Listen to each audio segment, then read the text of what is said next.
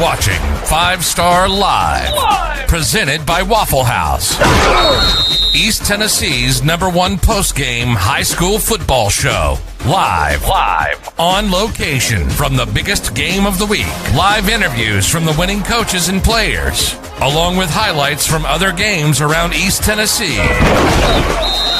Your hosts, Jesse Smithy and Kevin Smith, with decades of experience covering and coaching high school sports, along with the 5 Star Preps team, will update you on games as they become final, and will break down region outlooks and what's to come for your favorite football teams and top players. Now, get ready for the most comprehensive high school football coverage in Tennessee on 5 Star Live.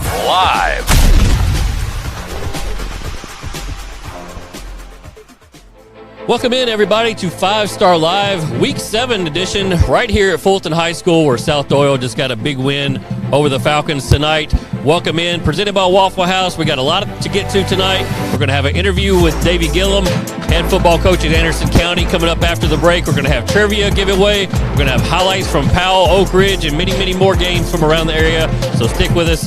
Got to talk loud. The band's coming through here. This is Nick Martin, quarterback at South Doyle. And Nick, first off, congratulations. I know this was a big region game. Pretty much whoever wins this game is really going to stay in the hunt for a home playoff game. Just what was the message that Clark, Duncan, and this staff gave you guys, whether it's before the game or all week, about the importance of this game? Fulton's a great football team. They're very athletic. We saw that. They have probably one of the best D-lines in the area. They're big and physical and fast. And he just told us, we're a grinding team. We don't quit. It's a grind. They're playing with us. You talk about their defensive line, and this is something that Kevin Smith, my co-host, and I will talk about tonight. But when you have a guy like Sean Gary, I think everybody expected tonight for you guys to come out and feed him. He was out wide a lot tonight, whether in the slot or what have you. Basically, y'all trying to get away from those guys up front from Fulton, right? Oh, yeah. Sean's a playmaker, so he's just trying to get the ball outside, let him make plays. But, you can't run into the teeth of their defense all night long. Now, I don't get to watch you every week, but from the times that I have seen you play, I felt like this is one of your better nights of throwing the football. You had big downfield passes. You had an 83-yard touchdown pass. Yeah, I think you had a 50-yard touchdown pass. You threw for over 220 yards tonight. Just grade yourself on how far you've come as a quarterback, even since last year. I think it's not just me. It's me and the receivers. Week 1 we weren't exactly in sync, and now we're really in sync. We're meshing well together, and it's just everything's timing. South Doyle wins tonight, 43-21 over Fulton, and it was a tight game there in the first half. What do you feel like kind of helped you guys create separation there? Our defense is stout. They started playing well in the second half. We also started running the ball a lot better. Sean busted up a couple big runs. So it's just again we're grinding it out. We were going to make the entire game. One of the guys that made big plays in the first half and throughout the game was Omarion Grier, and I hope I'm saying that right, number 13. Fulton goes up 7-0. He returns the next kickoff back, 87 yards for a touchdown. You and he connect on it just looked like a simple out pattern over there, and then he turned it into an 83-yard touchdown. Tell us about him. He's electric. He's fast. He can catch it. We just try to get him the ball quick and let him work. He's probably one of the fastest guys in the area. Yeah, when you talked about the guys that you graduated last year, coming in and trying to build some rapport with new receivers, that takes a while. Y'all lost so much off of last year's team, and to try to find new guys to connect with and for them to get comfortable with you, how long does that take? Oh, it's crazy. And we've played together all through middle school and elementary school, but you get to high school and things change. Freshman, sophomore, junior year, you're playing with different receivers. So it's hard to get back in sync. And so Preston Sizzler last year, 55 catches. He was our big guy last year, so it was kind of we were trying to find another guy. And Terrell Brown, so we got some dudes. You guys started off so great this year, 4-0. Then you dropped 2 games. Was there not a pressure coming into this week, but describe the energy or maybe the sense of urgency to try to snap that streak and get back on track? There was definitely a sense of urgency, especially the region game. We dropped Anderson County. This was a big win tonight. We knew that. It was practice this week was very intense. We were getting after it. What do they make you? I mean, they make you do anything? Or like describe intense, or is it just a feeling? It's just a feeling. I mean, we're grinding. It's every play, 100%, no walkthrough. I mean, we're going. It's no breaks.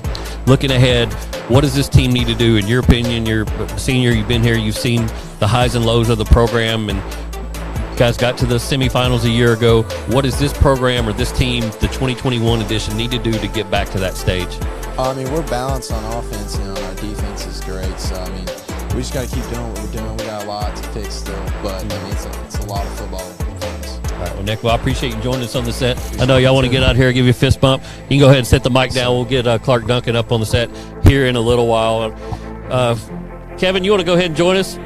We'll wait till Clark Duncan gets here, and Kevin Smith, my co-host, is going to join me. We're going to break down this game.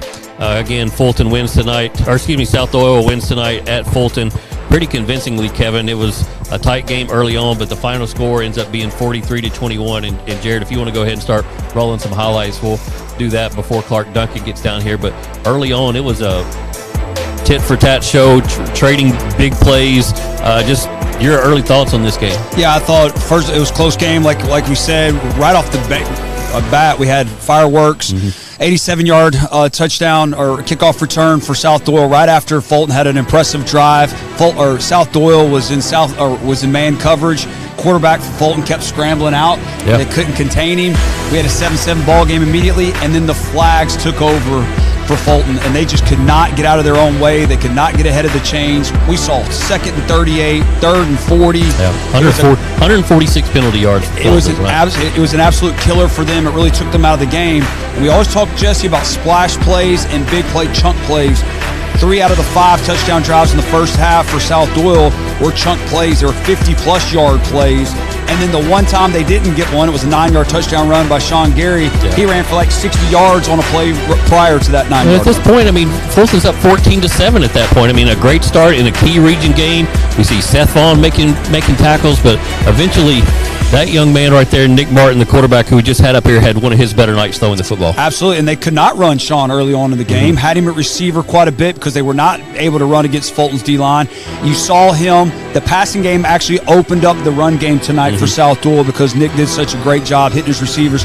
And number 13 for South Doyle had a big night tonight, 87-yard touchdown return on a kickoff, and then had multiple plays at receiver that got this offense wide open. Number 33 for South Doyle, that's Levi Harold. It was good to see him. He's been one of the most productive defensive linemen in the area the last couple of years. He comes back tonight. That was a big, I think, shot in the arm, and then there's Omarion Grier taking just a simple out pattern.